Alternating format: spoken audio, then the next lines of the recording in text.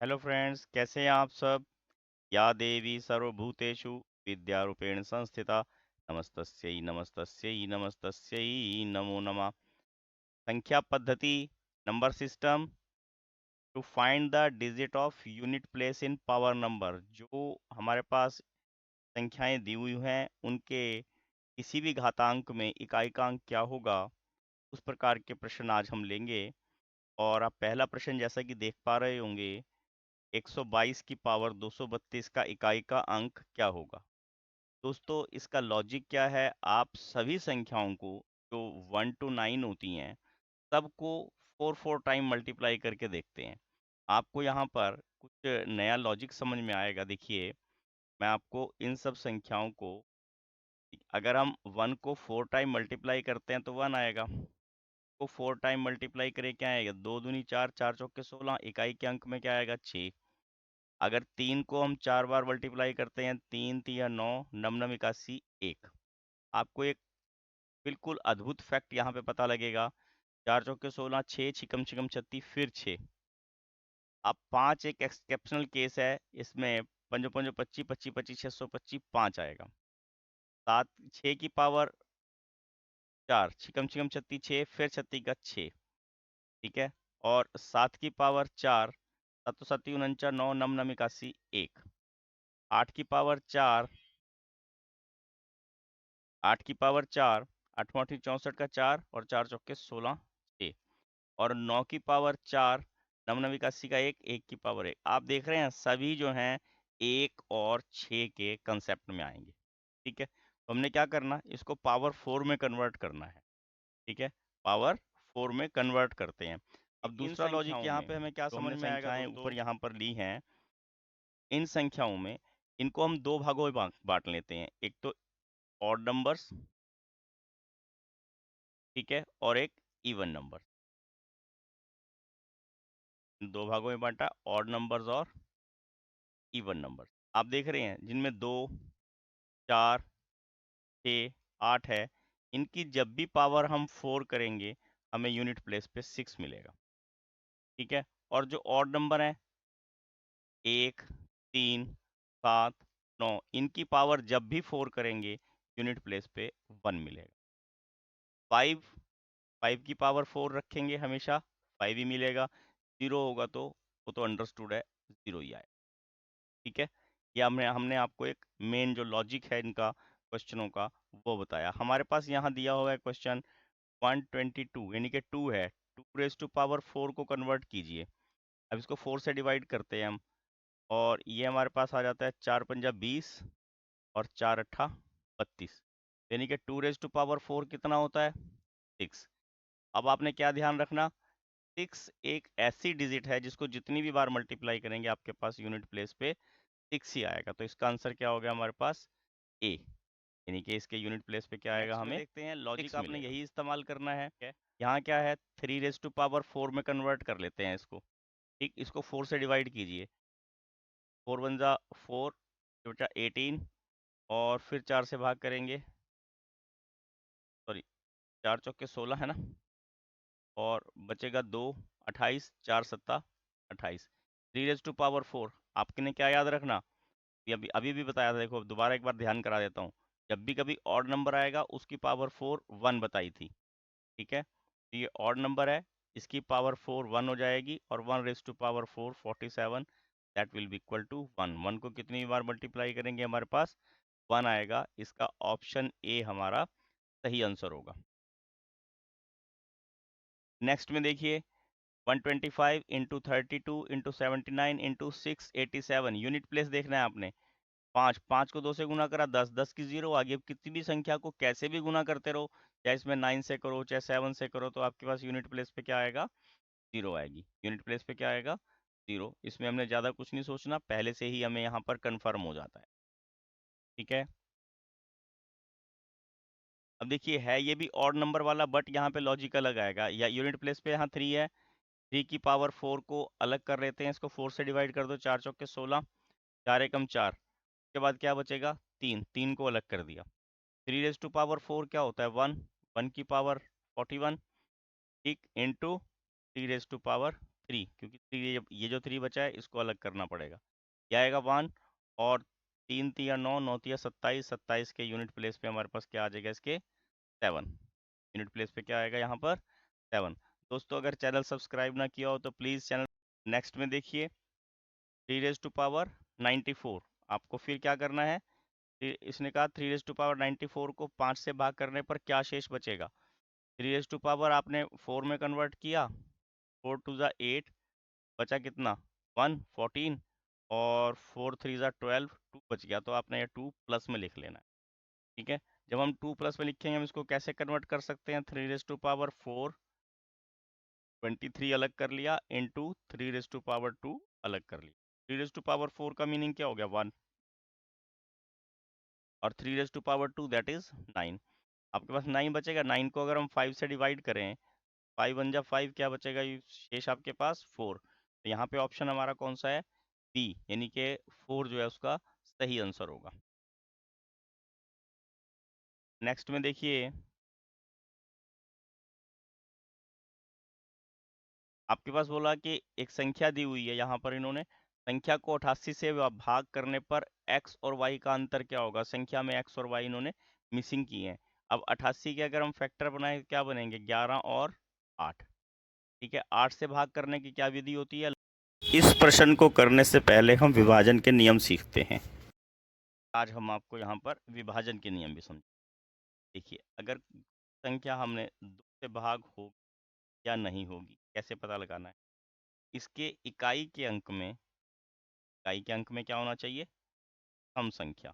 0, 4, 6, 8 होंगे तो संख्या 2 से भाग। ठीक है, और 3 से विभाजन में हम क्या सीखते हैं, इसमें इनके कोई भी संख्या मैं लिखता हूँ, यहाँ पे कोई संख्या ले ली मैंने, अगर अंकों का योग 3 से भाग हो जाता है, संख्या 3 से भाग, आपने क्या करना, अंकों का योग करके देख लें। 5 और 6 11, 11 और 7 18, 18 और 8 26, 26 और 9 26, और 9 35, 35 और 7 42, 42 3 पे भाग हो जाता है तो संख्या 3 पे भाग। ठीक है, उसके बाद आता है 4 का नंबर। 4 से भाग में क्या देखते हैं हम, अंत के 2 अक्षर, किसी भी संख्या में अंत के 2 अक्षर, संख्या कितनी मर्जी बड़ी हो। ठीक है, अगर अंत के 2 अक्षर 4 से भाग हो जाते हैं, संख्या 4 से भाग हो जाएगी। जैसे यहाँ पे 84 दिया हुआ है, 84 4 से भाग हो जाता है, 4 दूनी 8, 4 एकम 4, तो संख्या 4 से भाग हो जाएगी। अच्छा, 5 से भाग में हमारे पास क्या नियम है, अगर इकाई के अंक में, क्या बोला हमने, अगर इकाई के अंक में 5 हो या 0 हो, 5 हो या 0 हो, संख्या 5 से भाग जाती है, संख्या 5 से भाग जाती है। और 6 से भाग में क्या याद रखना आपने, जो नियम आपने के भाग वाला लगाया और जो 3 के भाग वाला लगाया, यहाँ दोनों इकट्ठे लगा देने। यूनिट प्लेस पे जो है इकाई का अंक जो है उसका 0, 2, 4, 6, 8 होना चाहिए, और अंकों का जोड़ 3 से भाग होना चाहिए, तो संख्या 6 से भाग जाएगी। वेरी इंटरेस्टिंग, हो सकता है आपको ये ना पता हो। 7 से भाग में क्या करते हैं, जो अंक होते हैं, जैसे मान लो हमारे पास संख्या दी हुई है, यहाँ पे संख्या ले लेते हैं 5, 4, 6, 8। इकाई के अंक का डबल करना, जैसे 8 है, 8 दूनी 16 किया, और शेष संख्या में से घटा देना। ठीक है, इकाई के अंक का डबल किया और शेष संख्या में से घटा दिया, इकाई के अंक का डबल किया और शेष संख्या में से घटा दिया। ये आ गया 46। 46 जो है 7 से भाग नहीं होता, संख्या 7 से भाग नहीं होगी, संख्या 7 से भाग नहीं होगी। वेरी इंटरेस्टिंग लॉजिक है ये, आपने इसको अच्छे से समझना है। उसके बाद देखिए नेक्स्ट में, इसके बाद हमारे पास 7 के बाद 8 ले लेते हैं, और 8 में हम क्या करते हैं, 8 से भाग में हमारे पास क्या नियम होता है, इस नियम को मैं लिख भी देता हूँ। 7 से भाग वाले को, इकाई के अंक का गुना शेष संख्या में से घटाना है, शेष संख्या से घटाना है। फिर अगर संख्या भाग हो जाए, संख्या भाग 7 से 8 से भाग में क्या करना, जैसे मैं यही संख्या ले लेता हूँ ऊपर वाली 5 2 4 6 8, ये 3 अक्षर अगर 8 पे भाग हो जाते हैं तो संख्या 8 पे भाग हो जाएगी। जैसे 8 6 48, 8 पंजे 40 और 68, 8 8 64, ये लास्ट के 4 अक्षर 8 पे भाग नहीं होते तो संख्या 8 पे भाग नहीं होती। 9 से भाग में क्या है, अंकों का योग 9 से भाग होना चाहिए। क्या होना चाहिए, अंकों का योग 9 से भाग होना चाहिए। अगर अंकों का योग 9 से भाग हो जाता है, संख्या जो है 9 से भाग हो जाएगी, अदरवाइज 9 से भाग नहीं होगी। ठीक है। 10 से भाग में हम क्या ध्यान रखते हैं, इकाई का अंक 0 होना चाहिए, बस। क्या होना चाहिए, इकाई का अंक 0। 11 से भाग में क्या ध्यान रखते हैं, इसके जो विषम संख्याओं पर, विषम स्थानों पर जो संख्याएं होती हैं, जैसे 1 3, इनका जोड़, और सम संख्याओं पे जो अंक, जो स्थानों पे जो संख्याएं हैं उनका जोड़, उनका डिफरेंस या तो 0 होना चाहिए या 11 होना चाहिए। कितना हो गया, 12 और 5 17, हो गया 2 और 4 6 और 2 8, इनका डिफरेंस कितना आ रहा, 9, ये 11 से भाग नहीं होगी। या तो यहाँ 0 आना चाहिए या 11 आना चाहिए। ठीक है, तो हमारे दोबारा बता रहा हूँ, इनके सम स्थानों पे जो संख्याएं हैं उनका जोड़, और जो विषम स्थानों पे संख्याएं होती हैं उनके जोड़ का अंतर जो है वो 11 से भाग होना चाहिए, तो संख्या 11 से भाग जाती है, अदरवाइज 11 से भाग नहीं होती। ठीक है, अगले में देखिए 13 से विभाजन का नियम, देखिए क्या है। 13 से विभाजन के नियम में क्या ध्यान रखना होता है, कोई भी संख्या, जैसे ऊपर वाली संख्या ही हम यहाँ यूज करते हैं बार बार, बहुत अच्छा रहेगा, 5 2 4 6 8।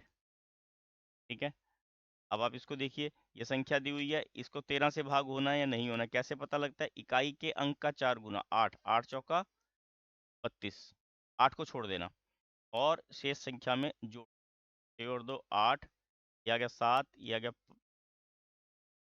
और ये आ गया 5, फिर इसका 8 चौका 32, शेष संख्या में जोड़ दो, ये आ गया 9, ये आ गया 5, ये आ गया 5, फिर 9 चौका 36 में जोड़ दिया, ये आ गया हमारे पास 1 और ये आ गया 91, और 91 13 से भाग होता है, 13 सत्ते 91, तो संख्या 13 से भाग हो जाएगी। दोबारा बता देता हूँ, इकाई के अंक का 4 गुना करना और शेष संख्या में, हाँ क्या बताया मैंने, इकाई के अंक का 4 गुना करना और शेष संख्या में जोड़ना, इससे हम अंदाजा लगा सकते हैं कि यह संख्या 13 से भाग होगी या नहीं होगी। मुझे लगता है दोनों फार्मूले चलेंगे, 14 वाले में 2 और 7 का फार्मूला चलेगा। ठीक है, 15 वाले में 3 और 5 का फार्मूला चलेगा, 16 वाले में 2 और 8 का फार्मूला चलता है, और 17 वाला देख लेते हैं, 17 से भाग, क्योंकि ये अभाज्य संख्याएं होती हैं, 17 से भाग में फार्मूला हम क्या लेते हैं, इकाई के अंक का 5 गुना शेष संख्या में से घटाना। इकाई के अंक 8 है, 8 का 5 गुना, 8 पंजे 40, शेष संख्या में से घटा दिया, 6 0 5। ठीक है, और फिर आपने क्या करना, इकाई के अंक का 5 गुना 6 पंजा 30, शेष संख्या में से घटाना, ये 4990 आया। फिर इकाई के अंक का अगर हम 5 गुना करेंगे तो 0 आएगा, 49 बचेगा, 49 17 के टेबल में भाग नहीं होता, तो ये पूरी संख्या 17 से भाग नहीं होगी, 17 से भाग नहीं होगी। क्या करना, इकाई के अंक का 5 गुना करना और शेष संख्या में से घटाना, इकाई के अंक का 5 गुना करना, शेष संख्या में से घटाना। उसके बाद 19 देखिए, 19 से भाग में आपने क्या करना होता है, संख्या में एक ही यूज कर रहा हूँ बार बार, इकाई के अंक का दुगना करना और शेष संख्या में जोड़ना, 8 दूनी 16, शेष में जोड़ दिया, इकाई के अंक का दुगना करना, शेष में जोड़ना। ठीक है, इकाई के अंक का दुगना करना, शेष में जोड़ना, 53 19 पे भाग नहीं होता, तो संख्या 19 से भाग नहीं होती। अगर 361 देखें, इकाई के अंक का दुगना क्या करा और इसमें जोड़ दिया, 38 आ गया, 19 दूनी 38 हो गया, 361 जो है भाग हो सकता है। ठीक है, तो हम करेंगे 11 और 8। ठीक है, 8 से भाग करने की क्या विधि होती है, लास्ट के हमने 3 अंक देखने होते हैं, उनको 8 से भाग करना है। देखिए 9, 1 और y को 8 से भाग करना है। 8 एकम 8, बच गया 1, ऊपर से उतारा 1, 8 एकम 8, बच गया 3। अब y की जगह क्या लिखें तो ये भाग हो जाए, 8 चौका 32 होता है। देखिए y की वैल्यू अगर 2 आ जाएगी तो हमारे पास ये भाग हो जाएगा, यानी कि y कितना आ गया हमारे पास। अब इस संख्या को दोबारा लिखते हैं, 168 x 0912। अब हम ऑड नंबर जो हैं उनको जोड़ लेते हैं, जो ऑड प्लेसेस पे हैं। 8 और एक 9, और 0 9 और एक 10 आ गया। ठीक है, और इवन नंबर पे क्या है, 6 plus x plus 9 plus 2। 6 plus x plus 9 plus, ये कितना आ जाएगा, 15 और 2 17 प्लस एक्स। ठीक है, आपको 11 की डिवीजन में क्या ध्यान रखना पड़ता है, इसको यहाँ से हटा देते हैं। 11 की डिवीजन में क्या होता है कि ऑड प्लेसेस पे जो टर्म्स दी हुई हैं और इवन नंबर पे जो टर्म्स हैं, या तो उनका डिफरेंस 0 आ जाए या 11 आ जाए। ठीक है, या 0 आ जाए या 11 आ जाए। यहाँ 17 प्लस एक्स है ये, अगर आप इन दोनों को घटाएंगे तो क्या आ जाएगा, एक्स और जमा 7 बराबर 11, और एक्स बराबर आ जाएगा 11 माइनस 7 बराबर 4। यानी कि x की वैल्यू 4 आएगी, y की वैल्यू 2 आएगी। उन्होंने दोनों का अंतर पूछा है, यानी कि x माइनस वाई पूछा है। 4 माइनस 2 बराबर कितना आ जाएगा, 2। क्या आंसर है इसका, बी ऑप्शन है, 2 यहाँ पर सही आंसर होगा।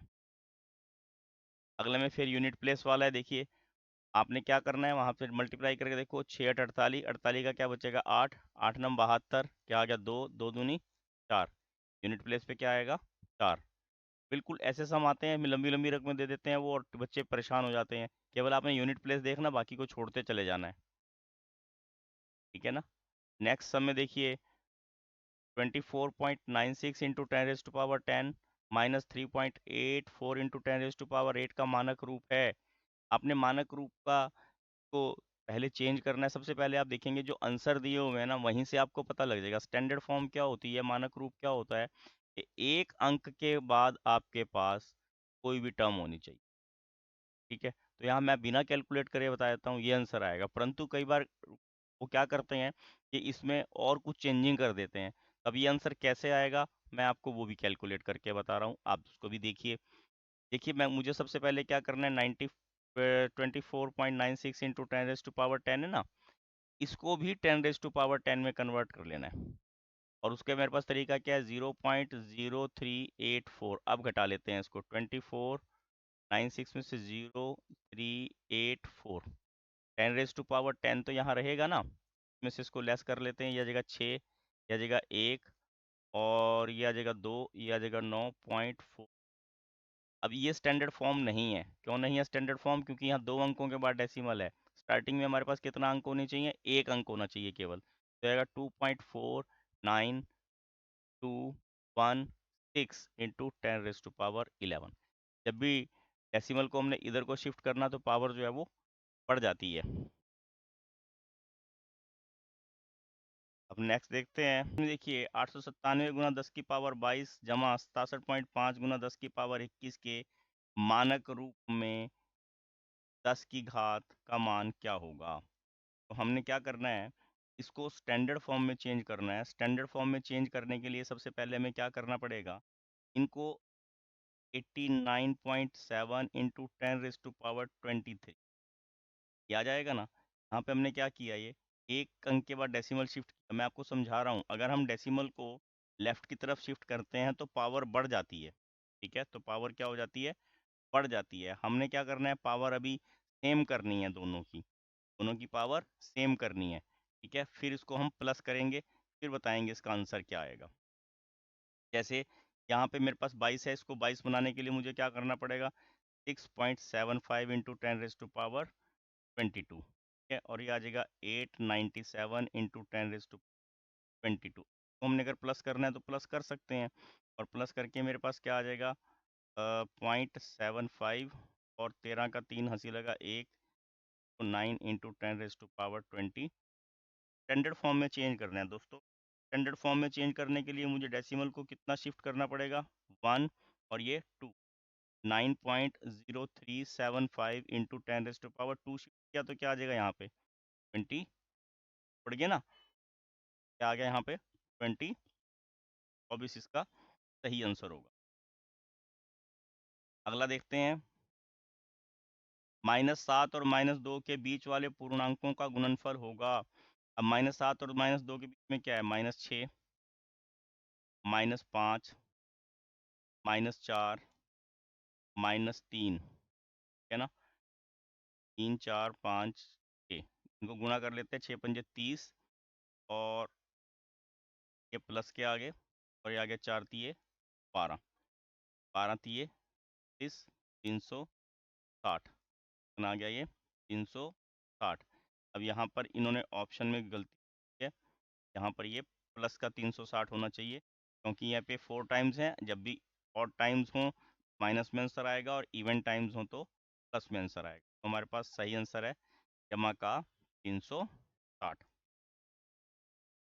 अब यहाँ पर देखिए 11th सम में आसान सा सम है, यहाँ पे करना क्या है, देखिए इसको हमने डेसिमल में कन्वर्ट कर लेना, 1.1 क्या जाएगा 0.11, क्या जाएगा 0.111, अगला है 2.4 टाइम्स है ना, तो 4 डेसिमल आ जाएंगे, मतलब हमें एक डिजिट कम है, ऊपर डेसिमल बढ़ाने पड़ेंगे, और उसके बाद 0 यहाँ पे आएगा हमारे पास 1.11। अब प्लस करने का तरीका क्या होता है, आपके पास डेसिमल के नीचे डेसिमल होना चाहिए, बस इतना ध्यान रखना है, ठीक है, 0.111, 0.111, अगला है लास्ट में 1.11, 1.11। आपने पॉइंट के बाद की जो डिजिट होती है उसको अकेली अकेली डिजिट बोलना पड़ता है, आपने ये भी ध्यान रखना है ना, उसको 1.11 नहीं बोलना, 1, 2, 4, और आ जाएगा हमारे पास 0.41, 3.41, ऑप्शन डी हमारा यहाँ पर सही आंसर है। इसको देख के ऐसे अंदाजा नहीं आप लगा पाओगे, आपको इसको पूरा कैलकुलेट ही करना पड़ेगा दोस्तों। नेक्स्ट में देखिए, यदि 2/3, 4/5, 11/15, 9/10 और 23/20 को अवरोही क्रम में लिखने पर बीच की संख्या क्या होगी। बिल्कुल सिंपल सम है बेटे, आपने क्या करना, 2/3 को डेसिमल में कन्वर्ट करना, 0.66 के करीब आएगा। 4/5 को भी डेसिमल में कन्वर्ट करा, 0.8 आ जाएगा। 11/15 को भाग कीजिए, 15 सत्ता 5, और बच गए 50, 15 3 45, लगभग ये आएगा। 9/10 को डेसिमल शिफ्ट करेंगे, 0.9 आ जाएगा। और इसी तरह से अगर हम 23/20 को करेंगे तो ये 1.15 आ जाएगा। देखिए इसको लिखते हैं 0.66, 0.73, 0.8, 0.9 और 1.15। आरोही अवरोही किसी भी क्रम में लिख लो, क्योंकि सेंटर में टर्म वही आएगी, है ना। तो ये 0.8 है, और 0.8 किसका है हमारे पास, 4/5 का। ऑप्शन सी इसका सही आंसर होगा। नेक्स्ट में देखिए, संख्यात्मक व्यंजक 3/7 जमा -7/8 बराबर 25/56 दिखाता है। परिमेय संख्याएं व्यवकलन के अंतर्गत संवृत हैं। परिमेय संख्याएं गुणन के अंतर्गत संवृत हैं। परिमेय संख्याएं योग के अंतर्गत संवृत हैं। परिमेय संख्याएं भाग के अंतर्गत संवृत हैं। अब यहाँ पे साइन कौन सा है का, तो बस योग के अंतर्गत संवृत है, बस इतनी सी बात है, क्योंकि ये भी परिमेय, ये भी परिमेय, ये भी परिमेय। तो हमारा ऑप्शन सी इसका 845 गुना 926 गुना 431 में इकाई का अंक क्या होगा। बिल्कुल सिंपल, आपने क्या याद रखना, 6 पंजे 30, 30 की जीरो आई है ना, जीरो को किसी भी संख्या से मल्टीप्लाई करेंगे तो लास्ट में जीरो यानी है, तो हमारा ऑप्शन सी इसका सही आंसर होगा। ज़्यादा कैलकुलेट नहीं करा, वो बहुत सारी लंबी रकम दे देंगे, आपने फर्स्ट टू को देख के अंदाजा लगा लेना, अगर कहीं पे भी जीरो आ रही तो आपको जीरो ही यूनिट प्लेस पे देगा। अगला देखिए, 17 की पावर 98 में इकाई का अंक क्या होगा। क्या बोला आपने, तो यूनिट प्लेस देखना है। 7⁴ मैंने आपको ट्रिक स्टार्टिंग में बताया था, और इस 4 को आपने इससे डिवाइड कर देना। देखिए 4 दूनी 8, बच गया 1 18, 4 चौके 16, और बच गया जमा का 2। तो ये कितना आ गया हमारे पास, 7⁻, जो ऑड नंबर होते हैं उनकी पावर 4 कितनी होती है, 1। ठीक है, पहले वैसे इसको ऐसे लिख लेते हैं, 7⁴, ये 24, और 7⁴, ये तो आ गया हमारे पास 1⁴, और ये 7⁴, ये तो सारा हमारे पास 1 हो जाएगा, और 7 49, 49 में यूनिट प्लेस पे क्या है 9, तो आंसर क्या होगा ऑप्शन सी इसका सही आंसर होगा, 9 इसका आंसर आ जाएगा। अगले में देखिए इन्होंने बोला है प्राकृतिक संख्याओं का, क्या बोला इन्होंने, प्रथम 25 प्राकृतिक संख्याओं का के वर्गों का योग क्या होगा।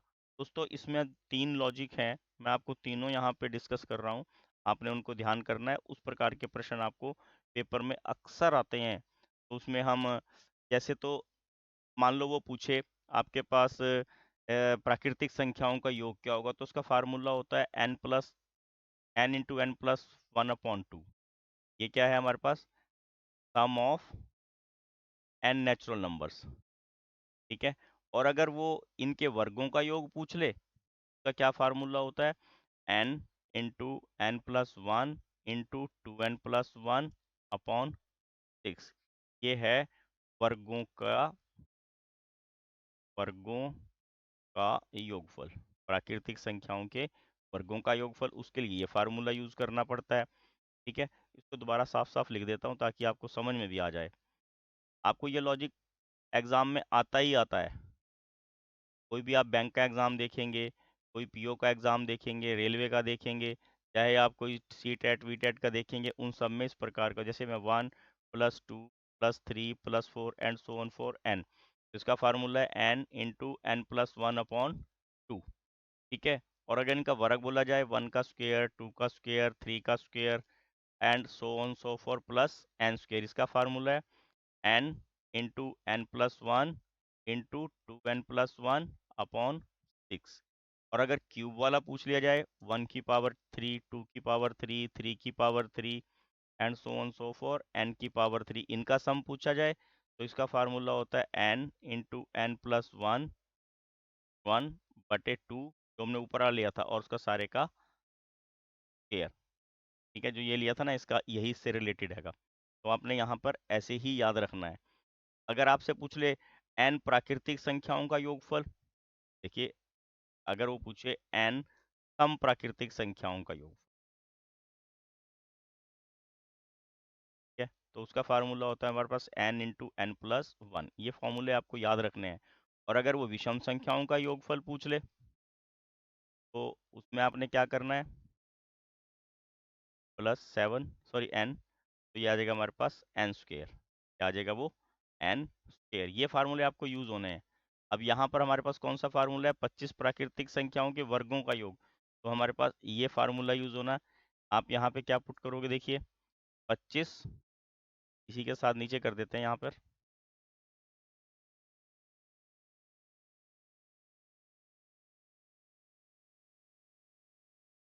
यहाँ जगह बना देते हैं, ठीक है ना। हमें यूज करना है 25 × 25 और 1 26 गुना 25 दूनी 50 और 1 51 बटे में 6।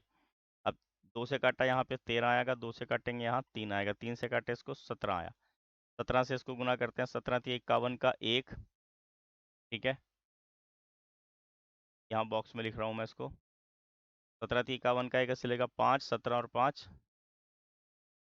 21, 17×3 = 51 का 1, 17 और 5 22, सॉरी, और 25 का 5 ऐसे लेगा 2, 25 दूनी 50 और 52 ऐसे लेगा 5, 25 दूनी 50 और 5 55, तो 5525, यानी कि ऑप्शन ए इसका सही आंसर होगा।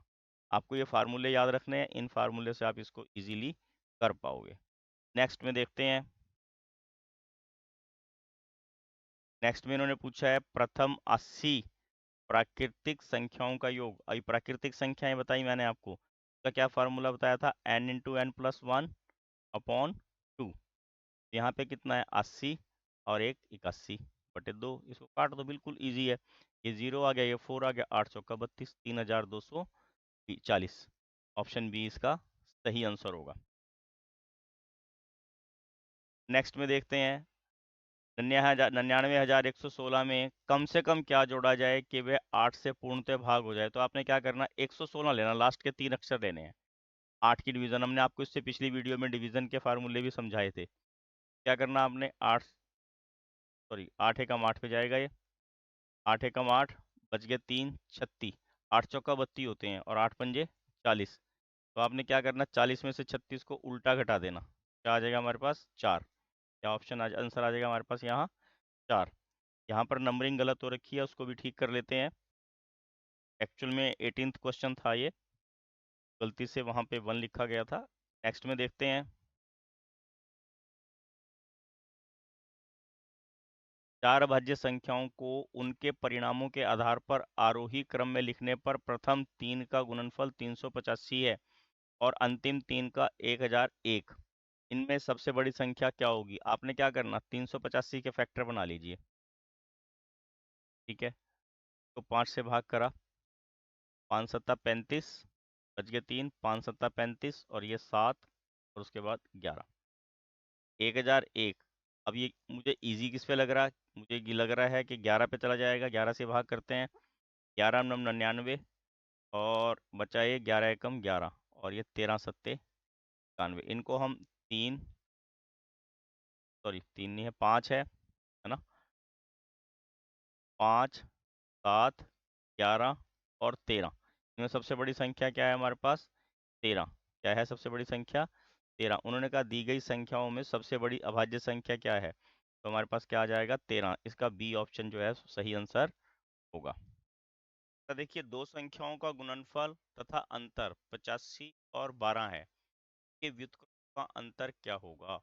अब सपोज एक संख्या x है, एक संख्या y है, हमने इनका व्युत्क्रम करना 1/x माइनस 1y। आपने इसको अगर हल करना तो क्रॉस मल्टीप्लाई करोगे ना, क्या आ जाएगा y minus x upon y। अब क्या बोला इन्होंने, गुणनफल कितना है 85 और अंतर कितना है 21, ये व्युत्क्रम का अंतर कितना आ जाएगा 85। ऑप्शन ए हमारा सही आंसर होगा। इस प्रकार के प्रश्न पेपर में पहले आए हुए हैं दोस्तों, तो आपने इनको ध्यान से जरूर।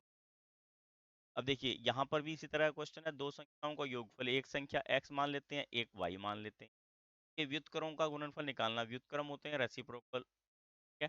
फिर इसको भी उल्टा जब हम करेंगे तो क्या होगा, बटरफ्लाई मेथड से इधर y से गुणा कर दिया तो x से नीचे x अपॉन y आ जाएगा।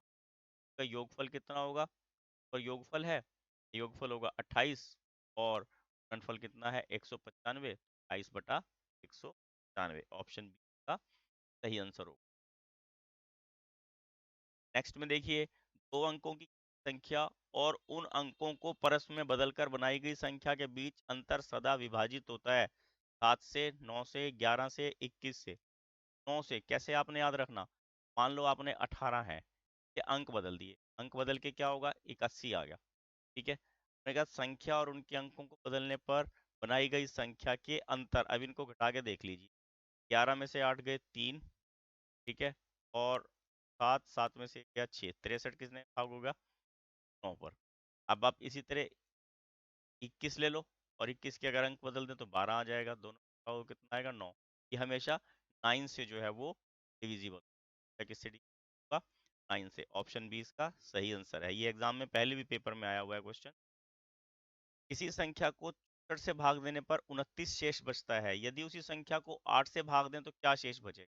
अब आप देख रहे हो 64 को 8 से भाग करेंगे तो पूरा भाग हो जाता है, बचेगा वहां भी 29, तो 29 को हम 8 से भाग कर लेते हैं, 8 दिए 24, क्या बचेगा 5, क्या शेष बचेगा 5। ठीक है, ऐसा क्वेश्चन है ये। नेक्स्ट में देखिए, यहाँ पे हमें एक संख्या दी है, निम्न में से किस संख्या से विभाजित हो सकती है ये। अब आपने यूनिट प्लेस पे देखना है, यूनिट प्लेस पे 2 है तो ये 2 से डिवाइड हो जाएगी। अब 3 से देखने के लिए हम क्या करेंगे, इसके अंकों का जोड़ करते हैं। देखिए 4 plus 5 plus 3 plus 4 plus 3 plus 6 plus 2, 4 और 5 9 और 3 12, 12 और 4 16, 16 और 3 19 और 6 25, 27। 27 3 पे भी भाग हो जाता है, 27 9 पे भी भाग हो जाता है, तो संख्या जो है सभी से भाग हो जाएगी, 3 से भी, 2 से, और इसका एक तरीका यही होता है। तो अगर आपने अभी भी चैनल सब्सक्राइब ना किया हो तो प्लीज़ चैनल को सब्सक्राइब कीजिए। अगला देखिए 3, यानी 4 8 और 11। अब 4 से लिए क्या करते हैं, लास्ट के 2 64 है ना, तो 64 4 से डिवाइड हो जाएगा। और अब 264 है, 264 को भी 8 से भाग करके देख लेते हैं। 8 तिया 24, बच गया 2, 24, फिर 8 तिया 24, 8 से ही भाग हो जाता है। अब इसको वैसे तो हमने जब 2 से भाग हो रहा ना तो हमने इसको ऐसे ही टिक कर देना, परंतु मैं आपको जो 11 की विभाजन है उसका भी एक बार ट्रिक बता देता हूँ। आपने क्या करना, जो ऑड प्लेसेस पे टर्म्स है उनको प्लस कर ले। ठीक है, ये आ गया 5 और 4 9 और 2 11। अब इवन प्लेसेस पे 5 और ये 11, दोनों का डिफरेंस कितना आ गया, 0। ये संख्या 11 से ही भाग हो जाएगी, इसका मतलब ये 4 8 11 तभी से भाग। Please like share and subscribe my channel. Thank you, have a nice day.